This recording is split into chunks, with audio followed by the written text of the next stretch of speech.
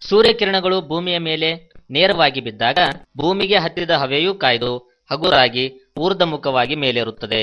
ಇದು ವಾಯುಮಂಡಲದಲ್ಲಿ ನಡೆಯುವ ಸಂವಹನ ಕ್ರಿಯೆ ಆಗಿದೆ. ಇದರಿಂದ ಭೂಮಿಯು ಕಾಯ್ದು ಪ್ರದೇಶದಲ್ಲಿ ಹವೆಯ ದಟ್ಟತೆ ಕಡಿಮೆಯಾಗಿ ಅಲ್ಲಿಯ ಹವೆಯ ಒತ್ತಡ ಕುಸಿಯುತ್ತದೆ. ದಟ್ಟತೆ ಕಡಿಮೆಯಾದ ಈ ಪ್ರದೇಶವನ್ನು ತುಂಬಲು ಸುತ್ತಲಿನ ಹವೆಯು ಧುಮ್ಮಿಕ್ಕಿ ಬರುತ್ತದೆ. ಹೀಗೆ ಗಾಳಿ ಬೀಸಲು ಆರಂಭವಾಗುತ್ತದೆ. ಬೀಸುವ ಗಾಳಿಗೆ ಯಾಂತ್ರಿಕ ಶಕ್ತಿ ಇರುತ್ತದೆ. ಇದೇ ವಾಯುಶಕ್ತಿ.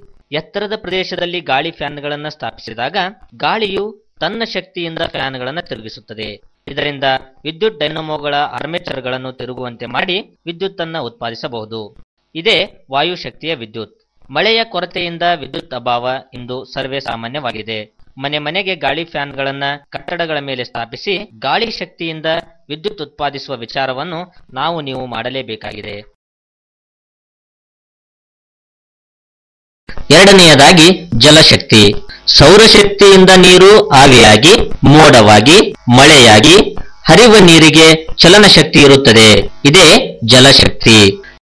ಎತ್ತರದಿಂದ ಇರುಕಲಿಗೆ ಧುಮ್ಮಿಕ್ಕುವ ನೀರಿಗೆ ಭಾರೀ ಜಲಶಕ್ತಿ ಇದ್ದು ಇದರಿಂದ ಟರ್ಬೈನ್ ತಿರುಗಿಸಿ ವಿದ್ಯುತ್ ಜನಕದಿಂದ ವಿದ್ಯುತ್ ಉತ್ಪಾದಿಸಬಹುದು.